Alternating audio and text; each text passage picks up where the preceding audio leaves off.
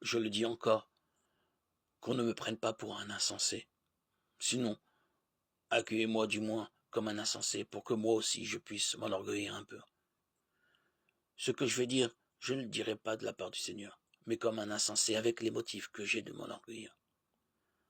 Puisque tant d'autres ont des motifs d'orgueil purement humains, je vais donner moi aussi mes motifs d'orgueil.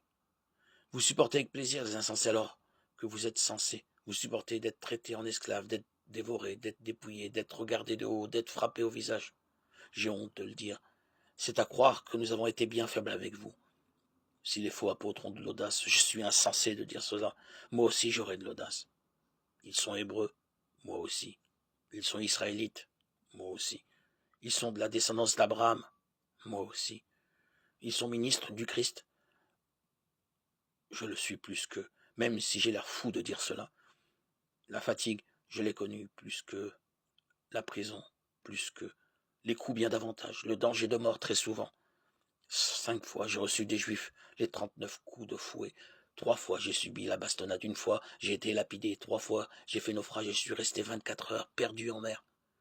Souvent à pied sur les routes avec les dangers des fleuves, les dangers des bandits, les dangers venant des juifs, les dangers venant des païens, les dangers de la ville, les dangers du désert, les dangers de la mer, les dangers des faux frères.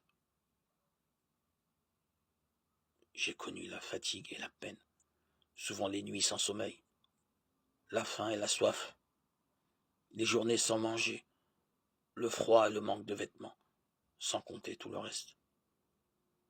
Ma préoccupation quotidienne, le souci de toutes les églises.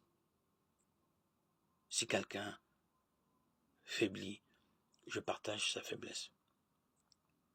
Si quelqu'un vient à tomber, cela me brûle. Alors s'il faut des motifs d'orgueil, c'est dans les signes de ma faiblesse que je mettrai mon orgueil. Dieu, le Père du Seigneur Jésus, sait que je ne mens pas, lui qui est béni pour les siècles. À Damas, le représentant du roi Arétas faisait garder la ville pour s'emparer de moi. Dans un panier, on m'a fait descendre par une fenêtre de l'autre côté du rempart et j'ai échappé à ses mains. 2 Corinthiens 11, 16, 33.